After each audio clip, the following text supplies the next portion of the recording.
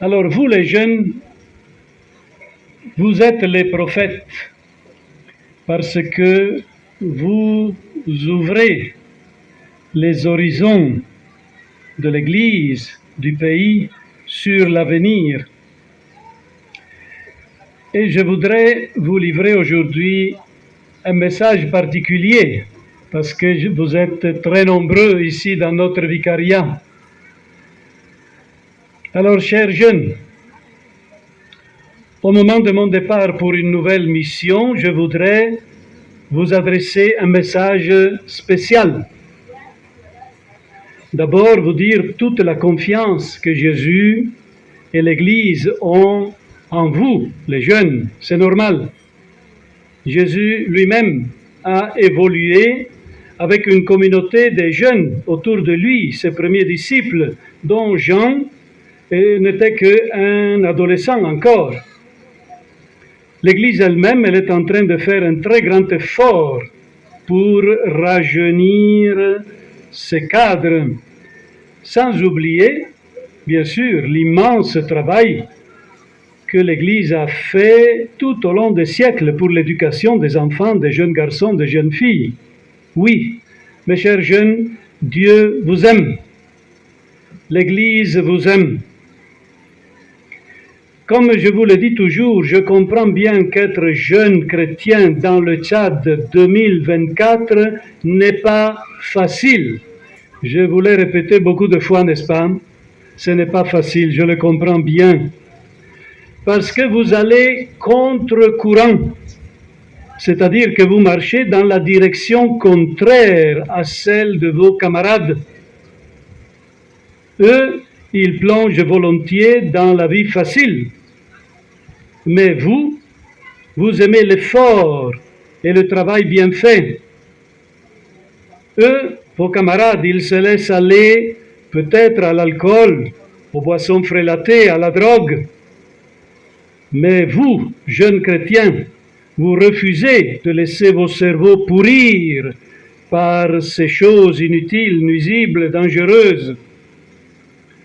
Vos camarades non chrétiens ou faux chrétiens aussi centrent leur vie sur le sexe facile et désordonné, sur les films pornographiques, sur les unions avant le mariage sans un but précis. Mais vous, les jeunes chrétiens, vous centrez votre vie sur la parole de Dieu, sur le commandement de l'amour vrai et non frélaté, lui aussi. L'amour dont Jésus seul est le modèle. Vos camarades choisissent peut-être la route de la violence, du vol, du détournement, du banditisme, de la tricherie. Mais vous, jeunes chrétiens, ce n'est pas comme cela que vous faites. Vous choisissez le chemin de la non-violence, de l'honnêteté, du respect de toute personne et des biens des autres. Vos camarades prennent parfois la route du tribalisme. Mais vous, jeunes chrétiens, vous collaborez avec tout le monde pour que notre pays et le monde entier deviennent une seule famille qui vit dans le respect de tout un chacun. Plusieurs de vos camarades se laissent attirer par d'autres groupes religieux et sectes parce qu'ils cherchent des intérêts et non parce qu'ils cherchent Dieu. Mais vous avez choisi de suivre Jésus-Christ. Ce n'est pas parce qu'il assure votre bien-être économique, il vous donne beaucoup d'argent, il vous construit des maisons, je ne sais pas, mais parce que vous avez compris que la seule route du bonheur véritable, c'est Jésus, c'est lui. En effet, il est le chemin du vrai amour. Et ce n'est que l'amour vrai qui rend profondément heureux. Alors, chers jeunes, je sais que plusieurs d'entre vous se posent des questions par rapport à l'Église et à l'impact de la parole de Dieu dans notre vie réelle, mais aussi par rapport à la vie compliquée de notre pays. Qu'est-ce que je trouve en étant membre de l'Église? Qu'est-ce que je trouve en marchant dans la parole de Dieu?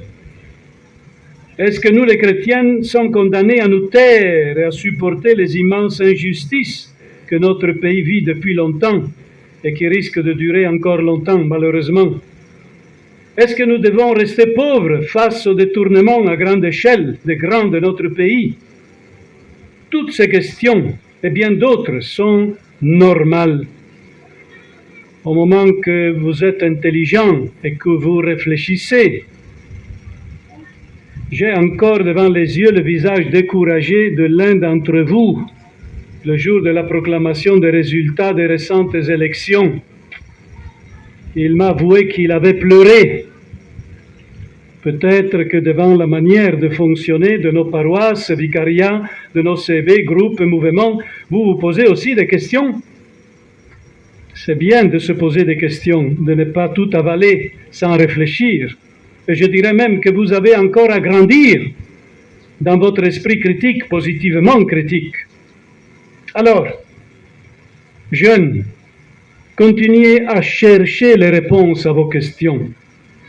Tout ce que je peux vous dire aujourd'hui, c'est que vous trouverez vos réponses en entrant dans un engagement concret dans la vie de l'Église, dans les mouvements, les CEB, les services à l'Église et aussi dans la vie de votre pays, sans vous laisser piéger par les faux politiciens, par les faux tchadiens.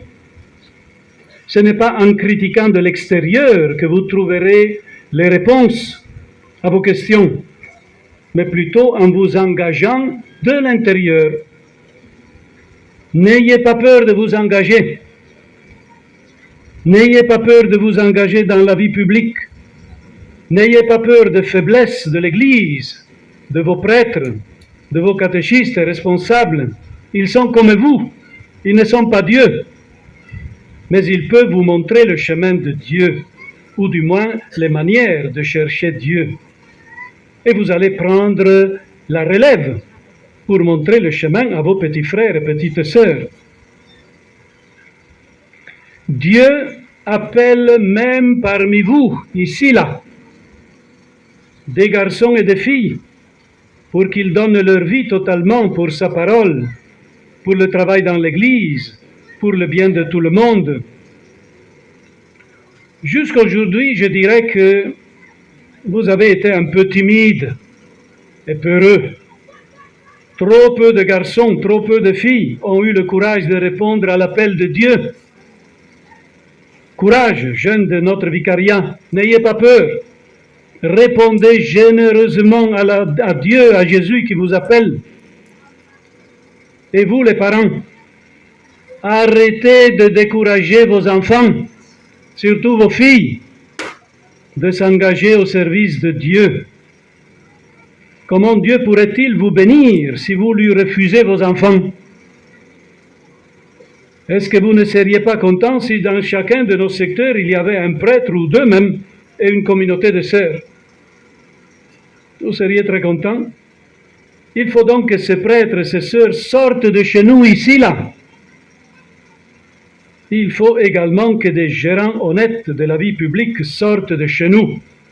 Je vous dis toujours, il faut que le prochain président de la République sorte d'ici, là. Voilà. Bon. Alors, chers jeunes, chers parents, Jésus a commencé le travail, à nous de le continuer. Tout le monde debout et à l'ouvrage, comme nous chantons, n'est-ce pas? Debout et à l'ouvrage, tout le monde. Pour ma part, j'ai fait ma petite part de travail avec vous. Je vais continuer ailleurs. Que Dieu vous bénisse tous et toutes. Loué soit Jésus-Christ. Amen.